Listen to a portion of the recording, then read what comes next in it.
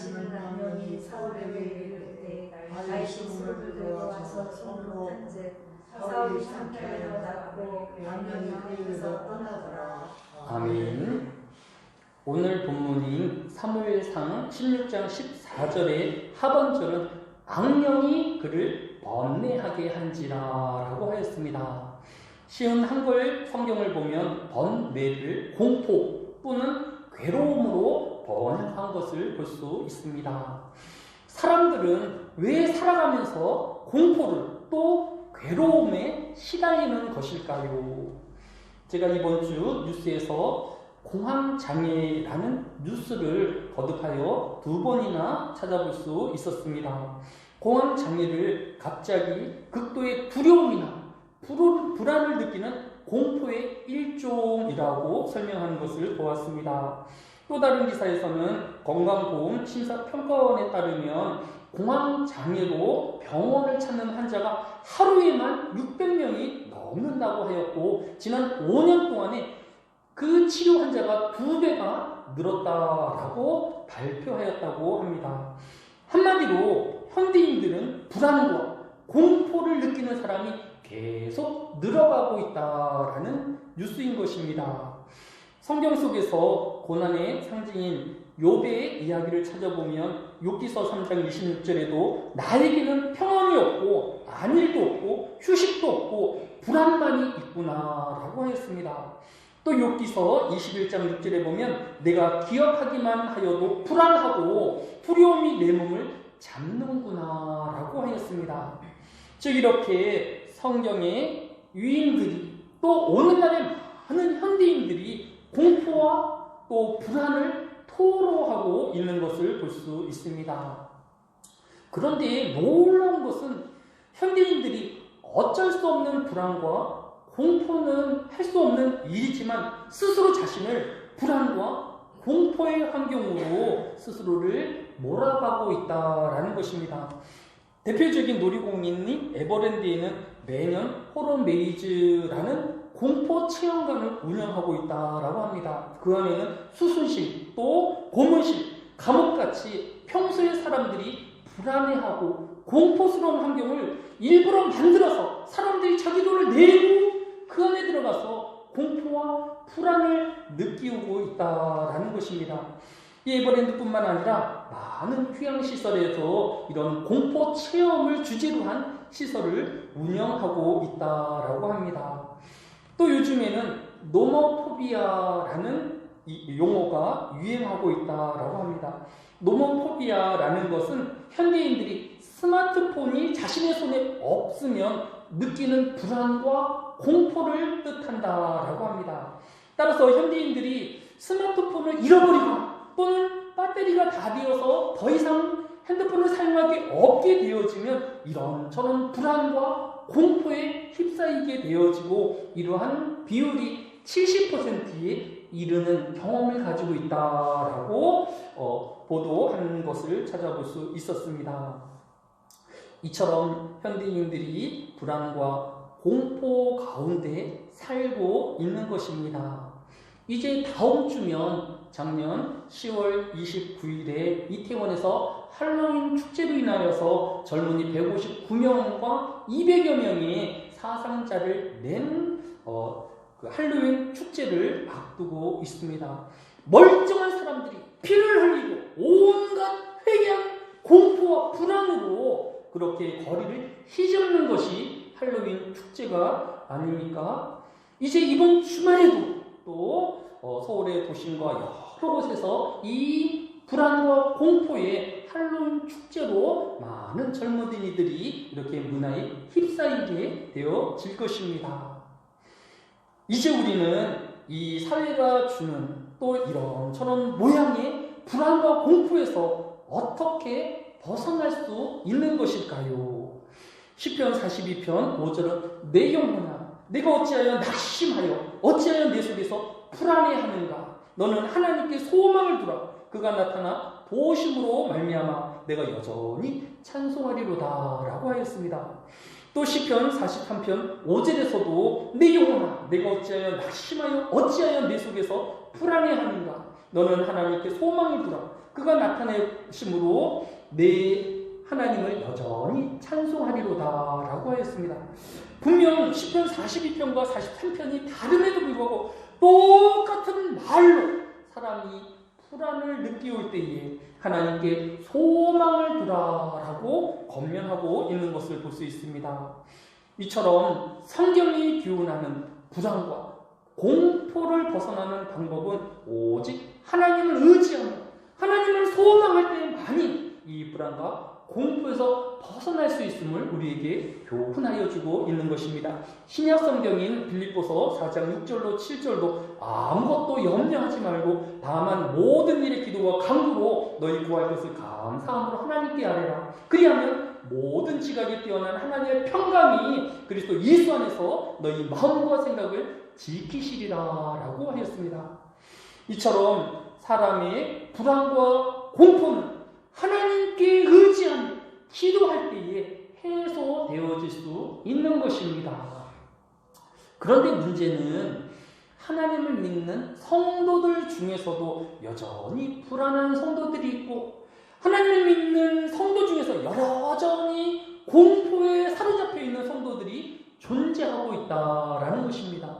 하나님을 의지하고 하나님께 기도함에도 불구하고 왜 성도는 그 불안과 공포를 느끼고 있는 것일까요? 빌립보서 4장 9절은 한 가지를 더 우리에게 권면하고 있습니다. 너희는 내게 배우고 받고 듣고 본 바를 행하라. 그리하면 평강의 하나님이 너희와 함께 계시리라 라고 하였습니다. 기도하는 것도 중요하고 하나님의 의지하는 것도 중요하지만 더 중요한 것은 내게 배우고 받고 듣고 본 바를 행하라라고 권면하고 있는 것을 볼 수 있습니다. 아무것도 하지 아니하고 우리가 불안에서 벗어날 수 없는 것이며 무기력한 가운데서 공포에서 벗어날 수 없다라는 것입니다. 내 마음이 불안하고 공포로울 때에 그 불안과 공포 가운데 무기력하게 가만히 있지 말고 하나님의 말씀대로 행하는 자가 되어야 할 것을 우리에게 교훈하여 주고 있는 것입니다. 너희는 듣기만 하여 자신을 속이는 자 되어지지 말고 듣는 대로 깨닫는 대로 실천하는 주의 백성이 되어야 할 것을 우리에게 교훈하여 주고 있는 것입니다. 또 우리는 세상을 살아가면서 이런저런 불안과 공포에 휩싸일 때에 우리는 어떻게 이 공포와 불안에서 벗어날 수 있을까요? 오늘 본문인 사무엘상 16장 15절로 16절은 사울이 신하들에게 그에게 이르되 보소서 하나님께서 부리시는 악령의 왕을 번뇌하게 하온즉 원하건대 우리 주께서는 당신 앞에서 모시는 신하들에게 명명하여 수금을 잘 타는 사람을 구하게 하소서. 하나님께서 부리시는 악령이 왕에게 이를 때에 그가 손으로 타면 왕이 나으시리이다 하는지라 라고 하였습니다. 사울 왕이 시시로 악령에 고통당하자 신하들이 이 사울 왕에게 가능하게 수금 잘 타는 사람으로 연주하게 하소서라고 간청하였던 것입니다. 이스라엘의 찬양은 바로 시편입니다. 시편의 내용이 무엇입니까? 시편 8편 1절은 여호와 우리 주여 주의 이름이 온 땅에 어찌 그리 아름다운지요 주의 영광이 하늘에 덮었나이다. 시편 8편 3절로 4절이 주의 손가락으로 만드신 주의 하늘과 주께서 베풀어 두신 달과 별들을 내가 보오니 사람이 무엇이기에 주께서 그를 생각하시며 인자가 무엇이기에 주께서 그를 돌보시나이까. 시편 8편 9절이 여호와 우리 주여 주의 이름이 온 땅에 어찌 그리 아름다운지요 라고 하나님을 찬양하고 있는 것을 볼 수 있습니다. 즉 수금을 타는 것은 하나님을 찬양하며 영광을 돌리우는 것으로 하나님께서 이 찬양을 들으시고 악령을 몰아내시며 마음의 평강을 주신다라는 것을 깨달을 수 있는 것입니다.